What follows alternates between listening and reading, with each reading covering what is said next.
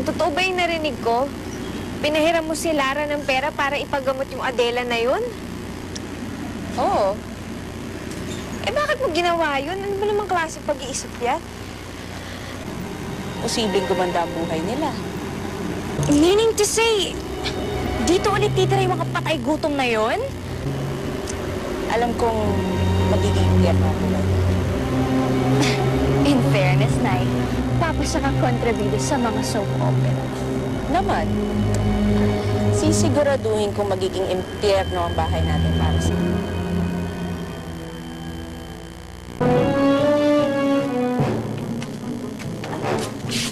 May tao dito kanina eh.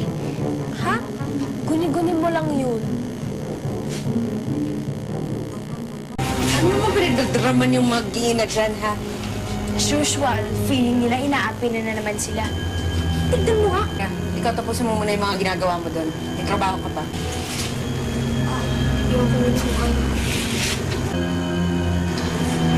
Ay, ang gabi na. Oo, gabi na. Bakit, ha? Ikaw, pag gumaling-galing ka na dyan, ha? Kayo mag-iina, pagsisilbihan nyo na ako. Nawawala si Lara? Eh, sinama ko kasi siya ni Aling Rosata, pero nung tinanong ko po ulit, hindi na daw po niya kasama. Eh, nag-aalala na nga ako eh. Saan naman kayo Nako, Nay.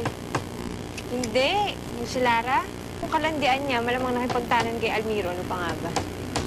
Talaga. Pwes, hindi babalik yung babaitang yun dito mamayang gabi. Mananagot sa akin na mag-ina niya. Anong ginawa niyo? Anong ginawa niyo kay Aling Maya? Aksidente lahat. Mamamatay na ako ngayon! Tulungan mo ako! May naratulog sa